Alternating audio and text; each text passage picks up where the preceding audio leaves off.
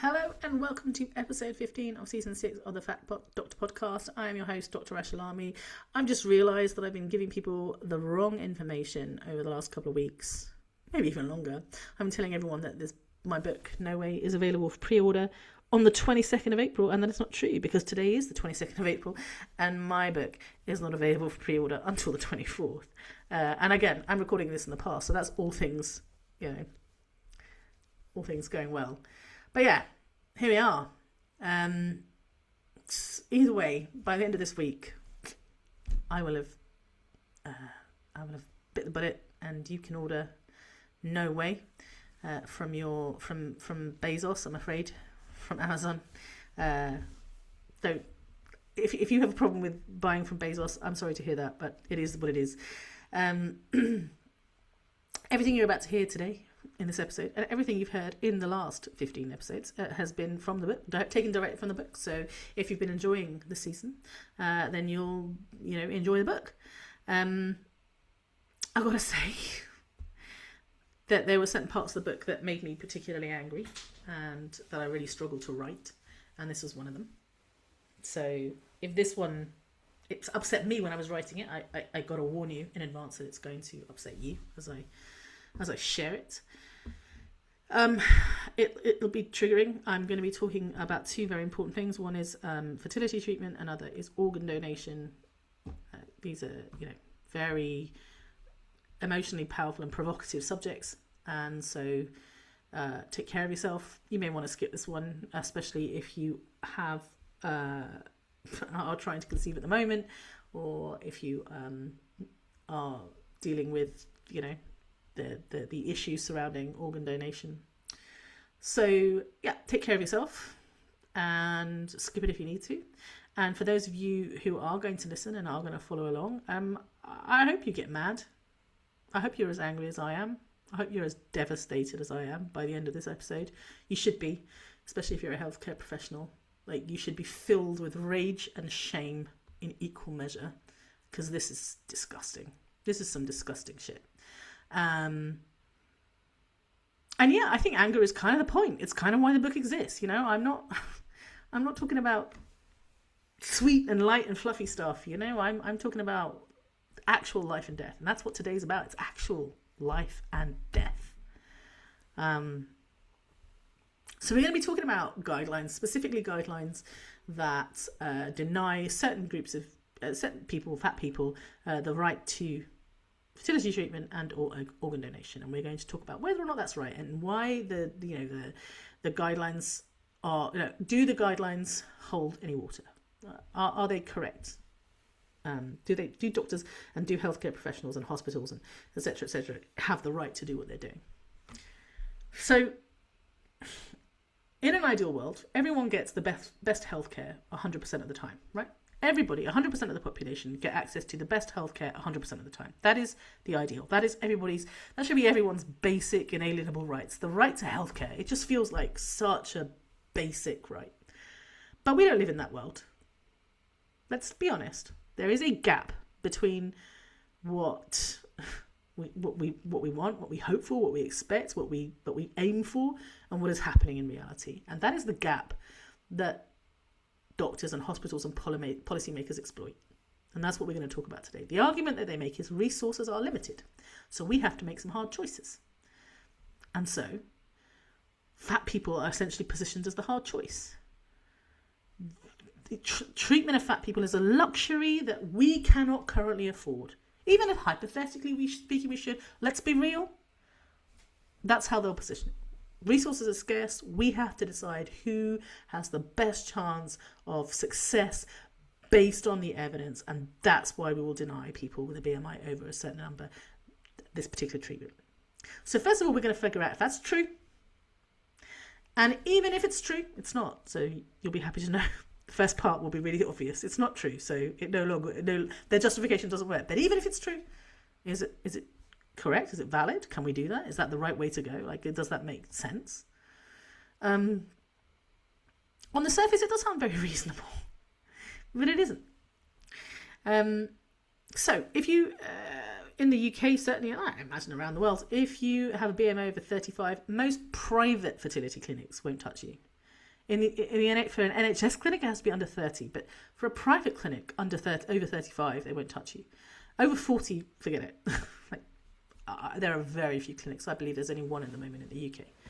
And this isn't about NHS resources, okay? Because private clinics will take your money quite happily. This is just, we've made a decision, blanket decision. In the UK, a BMI over 40 can also prevent you from fostering and adopting.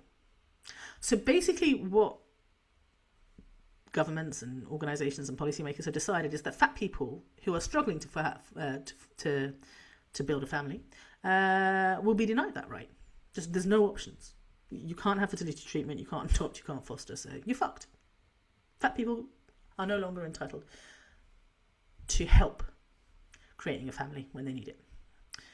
And the justification is, when it comes to fertility treatment, higher weight leads to poorer IVF outcomes. That's what they'll tell you. Except that's not what the evidence shows. There's a retrospective analysis of 308 IVF patients that looked at egg quality, pregnancy rates, implantation rates, miscarriage rates, ectopic pregnancy rates, and guess what? There's no difference. No difference when it came to BMI. So this idea that, IVF doesn't work for fat people, that's not true. It does. There's a really good randomized controlled trial in the Netherlands. 23 different medical centres. And basically, if you were fat, you were trying to get pregnant, you either did 6 months on a weight loss program and then 18 months of fertility treatment, or you did 2 years of fertility treatment, right? So they wanted to see, does weight loss prior to IVF actually improve outcomes? And guess what? It didn't. The weight loss group had significantly fewer successful births. The fat people who just had the fertility treatment were more likely to get pregnant. So this idea, like, okay, fine, we're not going to treat you now, but if you lose weight, then we'll treat you. Why? It doesn't work. It doesn't improve things. In fact, it makes it worse. It simply reduces your chances of getting pregnant.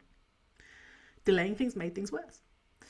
There's an article that I quote, a paper that I quote in my book by, and it's a quote from Rebecca Brown, who is from, I don't know how you say it, UHero Oxford Institute? I don't know how to pronounce that.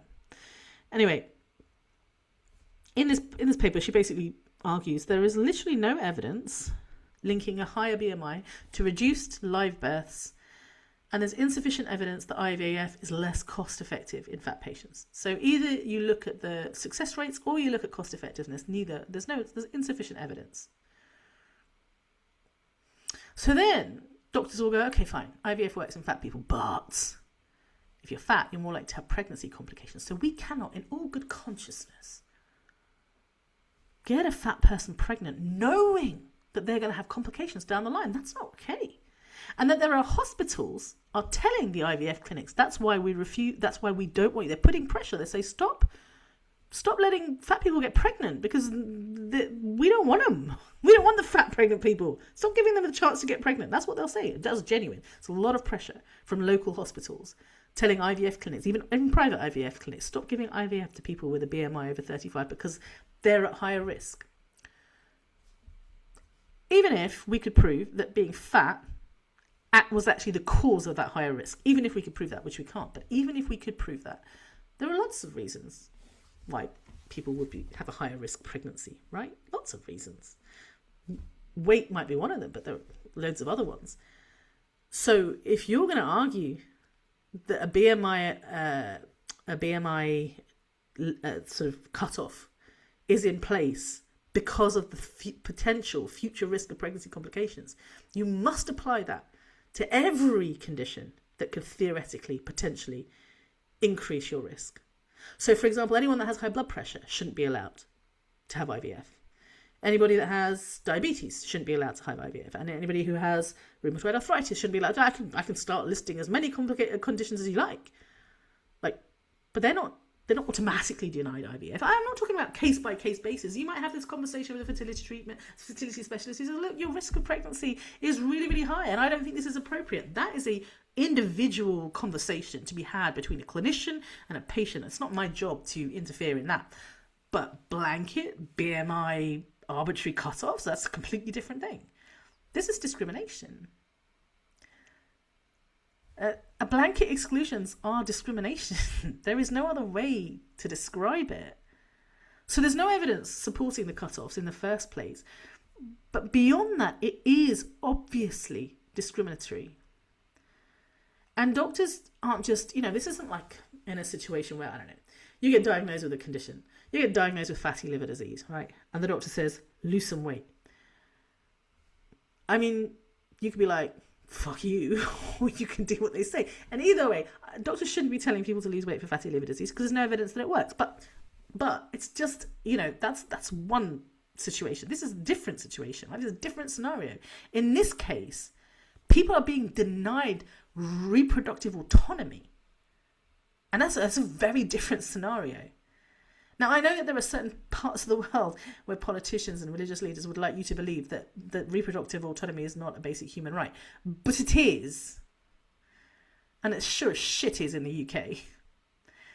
Doctors do not have the right to tell people that to decide who gets to get pregnant and who doesn't.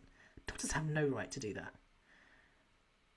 On a case-by-case basis, they can have a conversation, they can discuss benefits and risks, etc. But they have no right to look you in the eye and go, because you're fat, you don't have the right to get pregnant. Sorry. That is blatant discrimination. It is not evidence-based. It is despicable. So that's the life part. Now let's talk about the death part.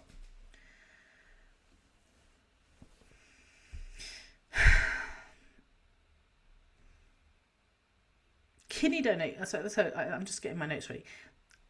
Kidney donations, right? If you're a fat person that wants to donate a kidney, tough. You've got a loved one who needs a kidney. You got two. You've got one to spare. You're like, you can have mine, mate. It's the thing, isn't it? I remember people going, "Do you love me enough to give me a kidney?" Like that was a measure of love whilst I was growing up. So it's a thing, right? Everybody knows that. Except if you're fat, you can't do it. Why? Like I tried to figure out why. Like I was looking at trying to find the evidence behind this. I couldn't find it. It's really interesting. Like it's a well-known fact. You won't be allowed to, but it doesn't say why. Why can't you do it?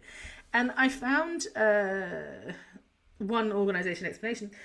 I can't remember where I found this. The National Kidney Register or something organisation that basically said kidney donation is big surgery, and surgery is riskier in fat people, and fat people are more likely to develop diabetes as well. So that's why we don't encourage. That's why we don't allow it, or it's not encouraged, or it's not permitted. Now I was like, hang on a minute. We've talked about this before. We talked about this in the last episode. Surgery is not more risky in fat patients. That's not true. In fact, as I told you in the last, there's actual evidence that fat people have fewer kidney complications after surgery. So if you're going to exclude anyone, you need to exclude underweight people because they're the ones that are most risk. But also this whole diabetes, fucking obsession with diabetes. If you're going to deny people the right to donate their kidney based on a hypothetical future risk of diabetes, right? Then you have to deny every single person with a family history of diabetes. Because we all know that diabetes is genetic. There's plenty of studies out there that have demonstrated without a shadow of a doubt diabetes is genetic. It runs in families. So if that's your argument, hypothetical diabetes risk, then you have to have a policy in place that says if you have a family history of diabetes, you can't donate a kidney. I remember growing up, you couldn't donate blood if you were a man who had sex with other men, and it was really not okay. There was justifications, HIV and blah, blah, blah, blah, but we've moved on since then, and blood donation policy hasn't moved on. There's a real sense of moral superiority, and we'll find some evidence, some justification, some statistic. Oh yeah, but HIV is more common in men who have sex with other men, so that's why we'll justify refusing blood donations from gay men, from queer men. I'm not here to argue that because I've not done enough research into it, but I also know that it's bullshit, and it's really unfair, and I absolutely know that this is bullshit. Saying that a fat person cannot cannot donate a kidney to a loved one is bullshit. Because the person waiting for that kidney is on dialysis several times a week. The person waiting for that kidney has got a significantly shortened lifespan. This is not shits and giggles. This is life or death. How dare you? How dare you have a blanket policy? How dare you deny somebody the right to live? You want to talk facts. You want to warn them of the risks. You want to have a conversation. Have the fucking conversation. But how dare you deny somebody the right to live based on BMI?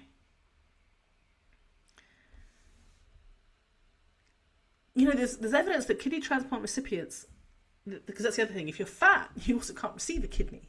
You're really low down on the list. Sometimes you're not even put on the list. You're too fat. You have to lose weight before they'll let you receive a kidney. This is a person in kidney failure. Oh, you're too fat. Sorry, you can't have a kidney. Just die. There is evidence that there is only a 1% mortality difference between people who are normal weight and people with a BMI of over 40. Only 1% difference in mortality. There is a 4% higher mortality rate in those who are underweight.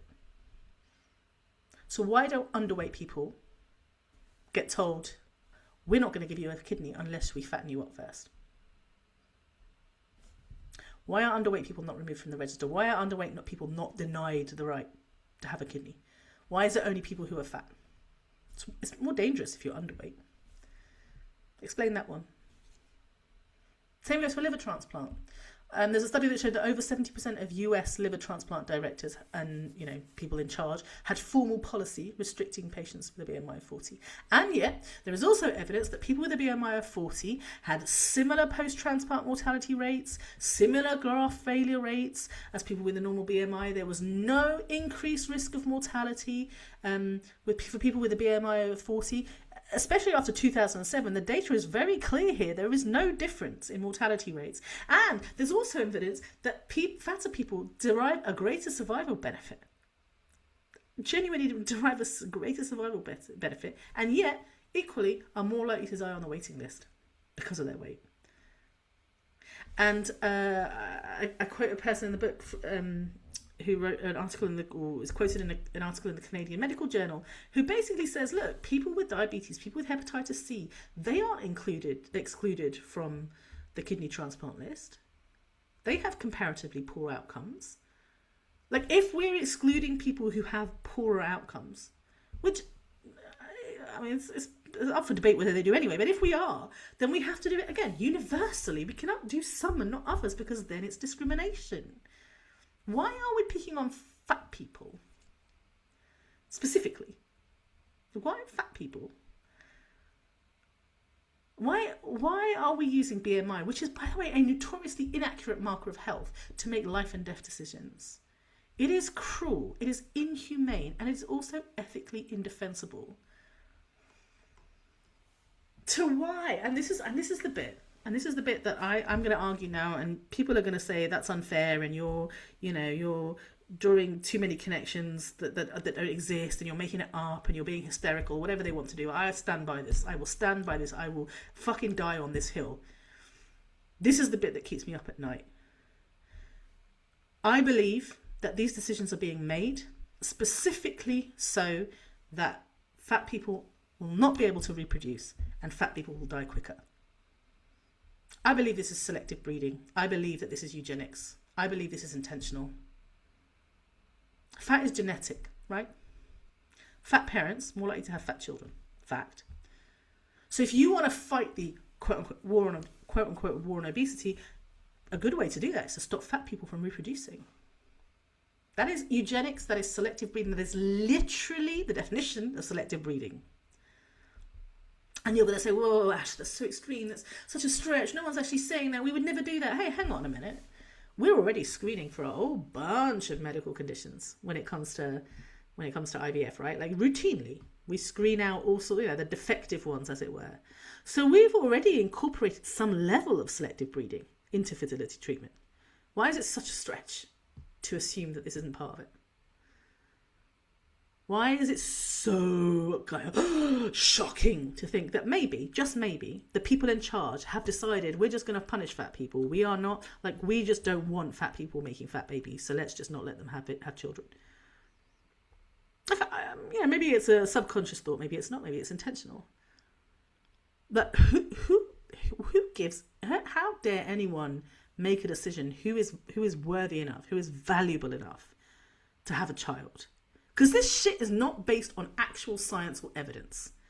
This shit is based on smoke and mirrors. And maybe it's just so that we can sell weight loss. Maybe that's all it is. Maybe the weight loss industry is putting pressure on the fertility specialists and going, you need to tell your patients to lose weight and sell our drugs for us. Maybe that's it. Or maybe fertility specialists look down on certain patients. Maybe they look at patients and go, you're not worthy to be a parent.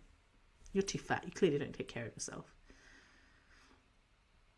I want to point out that this isn't a rogue clinic. This isn't like, a few doctors going off script. This is policy. This is actual policy. This is policy throughout most of the modern medical world now. Like, this is everywhere. If you're fat and you're trying to get pregnant and you're struggling and you live in the UK, you're fucked. You can't. You have no options. It gets so wrong. And the thing is, not only does weight loss not improve outcomes, but everybody knows that weight stigma and weight cycling and going on diets in the first place are going to damage your health. Like, it's going to increase your stress levels. It's going to fuck with your hormones. That's going to make fertility even less likely, right? It's also going to increase your risk of pregnancy complications. A stressed out pregnant person is at higher risk.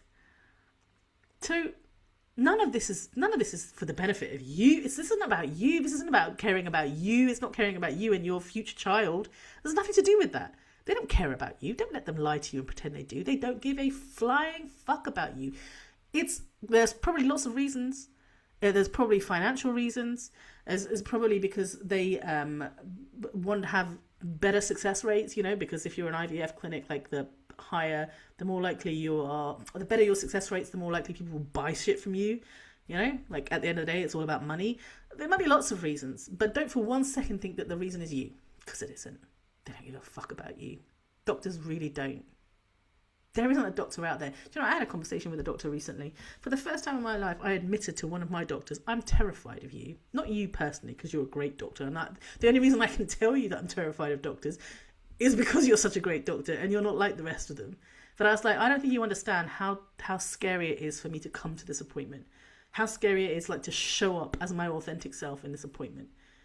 Because I'm fat, because I'm trans, because I'm autistic, and like, you people are not nice to people like me. And I know that I'm one of you. So I know what you're like, because I've seen you in the fucking common rooms. And I've seen you in the canteens. I've seen you after hours at work. I know what you think. I know the thoughts that you have. I know the way you speak about your fat patients. I've been there. So yeah, you're scary. Really scary. And you do really mean things. And you do really horrible things. And sometimes the things that you do border on, there's a fine line between medicine and eugenics, and you're skirting it. And sometimes you cross it. Doctors shouldn't get to decide who becomes a parent based on body size. Doctors shouldn't get to decide who lives or dies based on body size. There's just no question about that. There really isn't. This isn't bad doctors. This is bad medicine. And this is systemic. This is policy. This is guidelines committees. This is politicians getting involved. This is insurance companies. This is the weight loss industry. It's all of it. It's all fucking corrupt. It's rotten.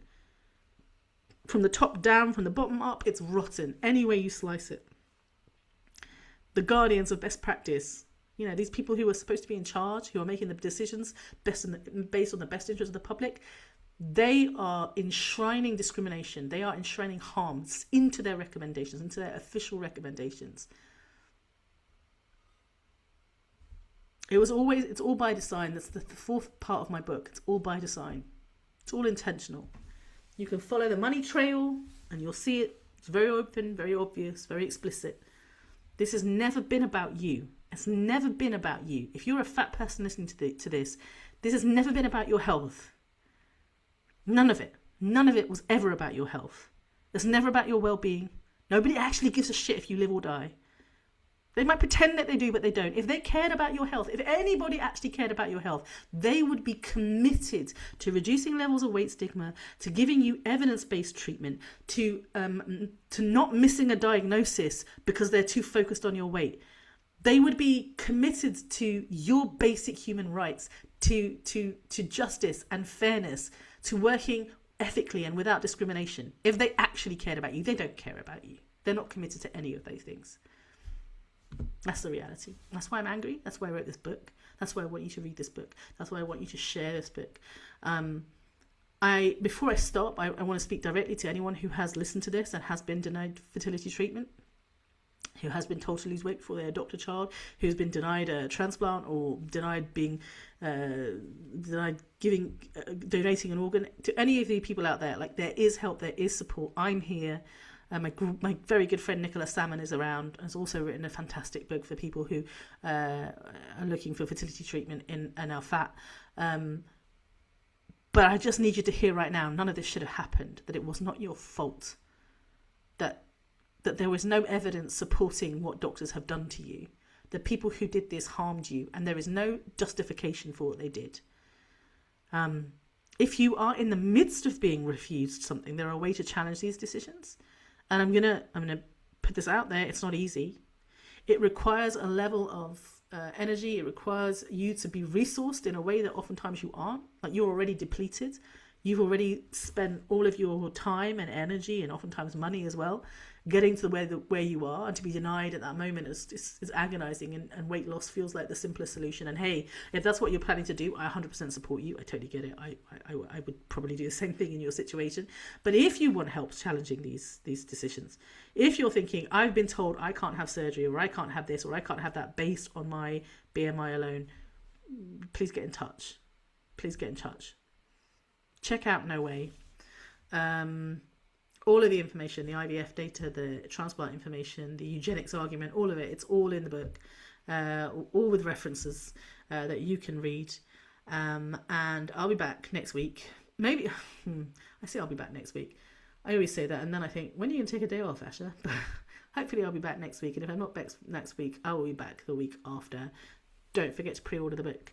I'm so grateful for you. I'm so thankful for those of you who keep supporting me, who keep sending me messages and encouragement and sending all the love. I'm so grateful for you. You have kept me going these last few months, and you will keep me going in the future. So thank you. And take care of yourselves. Have a wonderful week. I'll see you next time.